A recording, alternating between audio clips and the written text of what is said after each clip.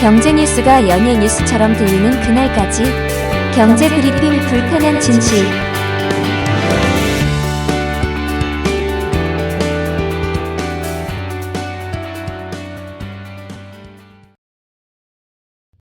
중동 사태가 심상치 않게 돌아가고 있다는 뉴스 아마 많이들 보셨을 거예요. 이스라엘의 대규모 공습으로 3주도 안 되는 기간에 무려 9,000명 안팎의 사상자가 발생했다고 합니다. 이렇게 많은 분들이 돌아가셨어요. 이스라엘은 레바논의 친이랑 무장정파 헤즈볼라, 아마 이름들 다 알고 계실 거예요. 헤즈볼라를 정밀 타격하고 있다라고 강조하고 있지만요. 아이고, 외신이나 이런 데 보세요. 수많은 사망자 중에 어린이가 엄청나게 많이 포함되어 있다는 거예요. 지금 확인된 숫자만 127명의 아이고 소중한 어린이들이 꽃도 피워보지 못하고 하늘나라로 갔다고 합니다. 당연히 이에 중동도 가만히 있지 않겠죠. 특히 지난 1일 이란이 이스라엘을 향해 180여 발의 미사일을 발사했잖아요. 그런데도 이스라엘은 자신들이 자랑하는 다층 미사일 방공 체계, 아마 이름들 다들 아실 거예요. 아이언돔으로 모두 요격했다라고 발표를 했죠. 그래서 지난 1일 뉴욕 증시까지 끌어올리기도 했거든요. 하지만요, 어제 외신 전해진 거 보니까 이스라엘 발표가 거짓말이더라고요. 월스트리트 저널이 이렇게 보도했어요. 최대 32기가 이스라엘 남부에 있는 네바틴 공군기지 주변 도로에 떨어졌다고 합니다. 무려 32기가요. 세계에서 가장 촘촘하다는 평가를 받는 아이언돔의 환상이 깨지고 있다. 월스트리트 저널은 이런 지적까지 하더라고요. 실제로 독일 함부르크의 평화연구 및 안보정책연구소 관계자는 이렇게 얘기하더라고요. 미사일이 빠를수록 막기 힘들어진다는 것은 너무나 명백한 이치다. 특정 목표를 향해 다량의 미사일을 발사한다면 방공체계를 압도할 수도 있다. 이게 뭔 얘기겠습니까? 아무리 아이언돔이 있더라도 미사일을 수백 발, 수천 발을 쏘게 되면 이거 다 막아낼 수 없지 않느냐? 이런 얘기겠죠. 그런데 여기서 우리가 한 가지 생각해 봐야 될 게 있죠. 아니, 이란이 이를 모를 리가 있을까요? 따라서 이번에 이란의 미사일 공격은 이스라엘에 대한 경고만이 아닐까라는 추측도 가능하다는 거죠. 이스라엘과 직접적인 전쟁을 하는 것을 지금 꺼리고 있다라는 분석도 많이 나오거든요. 하지만 일단은 미사일 발사했으니 중동 사태는 상당히 오래 지속될 가능성이 높습니다. 특히나 이스라엘이 계속 도발을 하고 있거든요. 특히 11월 미 대선을 앞두고 유대인 표를 걱정하는 바이든 정부가 오락가락 행보를 보이고 있기 때문에 이스라엘의 네탄야후 총리는 더 기가 산 듯해요. 이 네탄야후 총리에 대한 심리 지난 방송에서 살펴보지 않았습니까? 국제유가 향방 4강 멜로에 달렸다. 해리스 트럼프 대 이스라엘 우크라, 이 제목의 방송에서 알아봤듯이 네탄야후는 자신이 지지하는 트럼프의 승리를 위해 더욱더 사태를 악화시킬 가능성이 크다는 겁니다.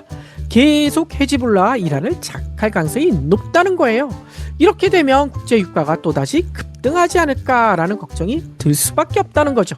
그런데 여기서 좀 궁금한 점이 생겨요. 이번 사태 1년 전부터 촉발되긴 했지만 최근에 전 세계를 깜짝 놀라게 했던 것도 있잖아요.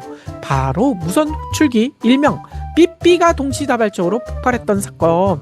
이거 다들 기억하실 겁니다. 약 3주 전, 그러니까 지난달 17일이었죠. 레바논에서 이런 황당한 일이 벌어지지 않았습니까? 한두 대도 아니고 수천 대가 폭발하면서 무려 3천여 명이 죽거나 다쳤는데요. 자칫 우리가 손에서 놓을 수 없는 스마트폰도 터지는 것은 아닌지 이런 걱정이 될 수밖에 없잖아요. 도대체 누가 이런 짓을 했을까요?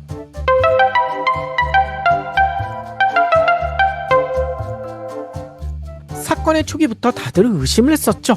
바로 이스라엘의 소행이 아닐까. 그런데 워싱턴 포스트가 어제 이런 보도를 했어요. 이스라엘의 유명한 정보기관 모사드의 치밀한 작전 결과였다. 이렇게 보도를 하더라고요. 현대판 트로이 목마로 불리는 삐삐 폭탄의 작전 구상, 워싱턴 포스트는 2022년에 처음 나왔다고 주장합니다. 지난해 10월 7일 팔레스타인의 무장정파 하마스가 이스라엘을 기습 공격했잖아요. 그 이후 이스라엘은 가자 지구를 공격하기 시작했고요. 즉 가자 전쟁이 촉발되기 1년 전부터 벌써 모사드는 통신 트로이 목마를 준비해왔다는 거예요. 워싱턴 포스트는 이렇게 강조를 합니다. 모사드가 친이란 무장 세력 가운데 가장 강력한 헤즈볼라 내부에 침투하기 위해 수년간 노력을 해왔다. 헤즈볼라 지도자들이 이스라엘의 감시와 해킹에 대해 걱정하고 있다는 사실, 이것도 캐치해냈고, 특히 일반 휴대전화도 이스라엘 정보당국의 추적장치로 바뀔 수 있다는 사실을 두려워하고 있다. 이거를 간파했다라고 설명하더라고요. 그래서 이거를 이용하기 위해 여성 스파이를 활용한 것으로 보인다는 거예요. 여성 스파이, 가장 유명한 여성 스파이는 제1차 세계대전 당시 이중 스파이 활동으로 유명한 사람, 다들 이름 기억하실 겁니다. 마타리 아닙니까? 마타리. 이 마타리처럼 여성 스파이를 활용한 것으로 보인다는 거예요. 아직 정확한 과정이 드러나지 않았지만 이것도 조만간 영화로 만들어지지 않을까요? 아무튼요, 이 여성 스파이 신원과 국적은 드러나지 않았다고 해요. 아직 스파인지도 불분명하고요. 하지만 이 여성은 아폴로 호출기, 이번 폭발한 이 아폴로 호출기를 판매할 수 있는 라이센스를 지닌 회사를 운영하고 있다고 합니다. 그런데 헤즈볼라 지도부에 접근해서 대만 브랜드거든요. 이 대만 브랜드인 아폴로 호출기 AR-924란 기종인데요. 이거를 소개했다고 해요. 뭐 어떻게 접근했는지는 나중에 영화 속에서 알 수가 있겠죠. 아무튼 이 삐삐는 기존 삐삐와는 좀 다르다고 해요. 장점이 있는데요. 케이블로도 충전이 가능하다고 합니다. 그래서 좀 더 편리하다고 하고요. 특히 방수 기능도 있다는 거예요. 특히나 배터리 용량이 엄청 긴데요. 충전하지 않아도 몇 달 동안 사용할 수 있다라는 거예요. 이거를 이 여성이 헤즈볼라 지도부에게 강력하게 어필을 했다는 거죠. 이런 얘기를 들은 헤즈볼라 지도부, 구미가 당길 수밖에 없겠죠. 게다가 이 아폴로 호출기, 아폴로 삐삐, 미국이나 다른 이스라엘 동맹국 업체가 만든 게 아니라 대만 업체가 만들었다. 이 점도 매력적이었다는 거예요. 특히 헤즈볼라도 바보가 아닌 이상 이 여성의 신원도 철저히 검증했었겠죠. 제품도 뜯어봤을 것입니다. 도킹이나 해킹, 추적 위험은 없는지 이것도 검증했을 테고요. 특히 헤즈볼라 지도부는 이 삐삐가 이스라엘로부터 추적될 수 없다는 점, 그리고 앞서 설명드린 배터리 성능, 이런 데 깊은 인상을 받았고, 그래서 지난 2월 5,000개를 구매했다는 거예요. 그래서 그거를 전투원들과 지원 요원들에게 나눠줬다고 합니다. 하지만요, 헤즈볼라 지도부가 빼먹은 게 있어요. 바로 폭발 가능성. 에이, 설마 삐삐가 폭발하겠어? 아마 이렇게 생각했던 것 같아요. 이 삐삐가 위험해봤자 배터리에 불이 나는 것 말고 뭐가 더 있겠어. 이게 폭탄으로 변할 수 있다는 상상은 아무도 하지 않았던 것 같아요. 그런데 모사드가 바로 이 점을 노렸다는 겁니다. 아니, 그런데 여기서 좀 궁금해지죠. 삐삐가 어떻게 폭탄이 될 수 있을까요?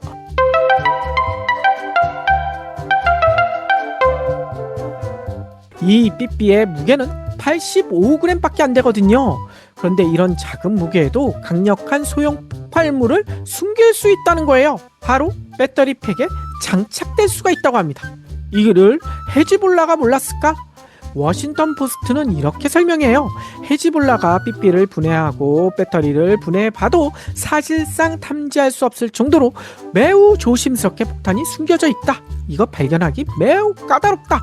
매우 힘들다. 이렇게 강조를 합니다. 게다가 이스라엘 모사드는 이런 사악한 계획까지 이 삐삐에 숨겨놨다고 합니다. 그게 뭐냐? 삐삐가 폭발할 때 피해를 키우는 방법까지 여기에 담아놨다는 거예요.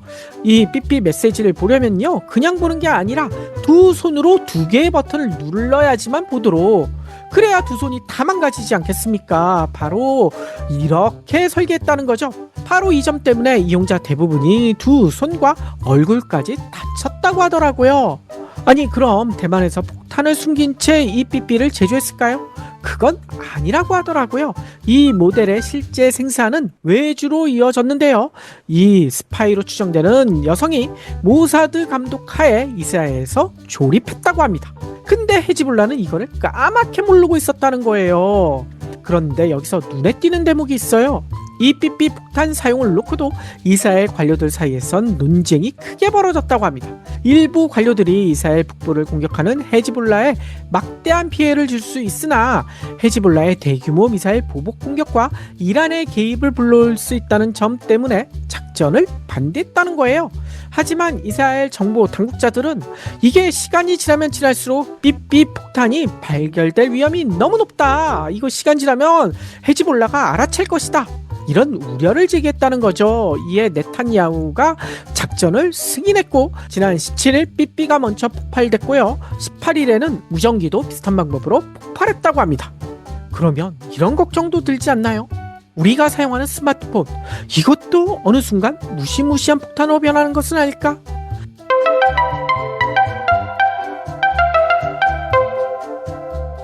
물론 스마트폰, 휴대전화도 언제든 폭발 공격에 악용될 소지는 있다고 합니다. 휴대전화, 스마트폰 내에 소형 폭발물을 설치하면 되기 때문이죠. 아니, 훨씬 작은 삐삐에도 설치하는데 스마트폰에도 충분히 설치할 수가 있겠죠. 실제로 1996년 한 하마스 폭발물 전문가는요, 이스라엘 정보기관인 심베트라고 있거든요. 여기에서 몰래 폭발물을 심은 휴대전화를 사용하다가 폭발해서 사망한 일도 있었다고 합니다. 하지만 크게 걱정하지는 않아도 된다라고 전문가들은 지적하더라고요. 이번 삐삐 공격처럼 광범위한 집단 공격에 활용하기에는 투자 대비 효용성이 극히 떨어진다는 거죠. 남녀노소 누구나 사용하는 스마트폰 특성상 목표 대상을 특정하기 어렵지 않습니까? 게다가 공작 과정, 갤럭시를 만드는 삼성이나 아이폰을 만드는 애플에서 이거 가능하겠습니까? 들킬 가능성이 너무나 크다는 거예요. 그러면 아무런 걱정도 하지 않아도 되느냐? 전문가들은요, 오히려 전 세계 주요 국가가 미래전에 대비해 스마트폰과 커넥티드카를 무기할 가능성을 경고하고 있더라고요. 스마트폰이 대중화되면서 음성, 문자통신은 물론 메시지, 금융거래, 정보 검색 창구로 스마트폰이 활용되고 있고 자동차도 요즘 스마트화되고 있지 않습니까? 사이버전 무기로 활용될 수가 있다는 거예요. 예를 들어 이런 거죠. 특정 시간대 특정 지역에 있는 이용자들의 스마트폰, 자동차를 일시에 멈추게 할 수 있는 기술이 있다는 거예요. 외부 통신과 두절되게 만들어서 극도의 공포감을 유발하고요. 자동차의 경우에는 갑자기 멈춰서게 되면 인명피해 사고로 이어질 수도 있잖아요. 이거 어디 영화에서 봤는데? 맞습니다. 빈 디젤 주연의 영화 분노의 질주 더 익스트림. 여기에서 비슷한 장면이 너무나 생생하게 그려지잖아요. 이 영화에서는 악당들이 거리를 다니던 자율주행차와 매장에 전시된 자동차를 컴퓨터로 해킹을 하죠. 그랬더니 자율주행차들이 갑자기 제멋대로 운전을 하고요. 운전자가 탑승하지 않았는데도 매장에 전시된 자동차까지 일제히 거리로 쏟아져 나와서 한순간에 아수라장이 되고 말잖아요. 악당들의 해킹 앞에 모든 자동차가 마치 좀비 자동차가 된 것처럼 말이죠. 그런데 이런 일이 영화 속 일만이 아니라는 거예요. 실제로 일어날 수도 있다는 겁니다. 물론 이에 대한 대비 정부나 업체에서 하고 있겠죠. 손 놓고 있는 건 아닙니다. 해커들을 채용해서 방어 기술을 많이 연구하고 있는 추세라고 해요. 바로 화이트 해커라고 하죠. 하지만 보안이 완벽할 순 없잖아요. 그런데 이런 스마트폰, 자동차보다 더 큰 위협도 있다고 하더라고요. 바로 원자력 발전소 같은 위험시설, 이런데 해킹 가능성도 매우 높다는 거예요. 원전의 경우 시스템에 장애를 일으켜 냉각수가 마비되게 되면 어떻게 됩니까? 이 동일본 대진 때처럼 후쿠시마 원전 폭발한 것처럼 발전소가 폭발할 수도 있다는 거죠. 이런데도 대부분의 산업재요, 이 스카다라고 하는데요, 이 시스템 방어 기술 발전은 상대적으로 저조하다라고 전문가들은 지적합니다.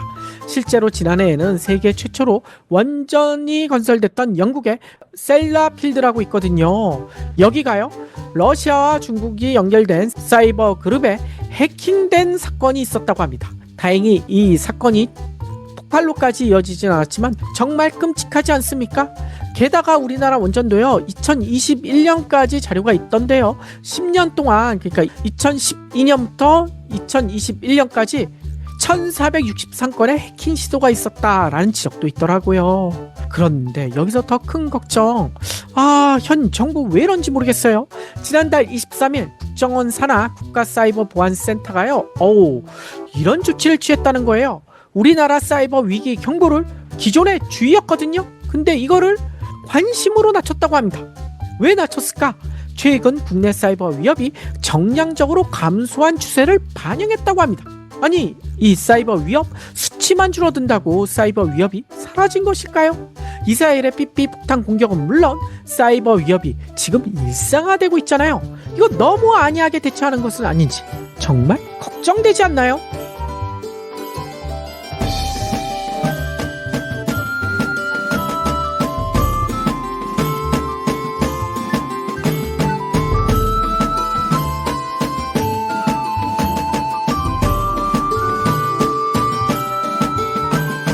경불진 완주해 주셔서 감사합니다.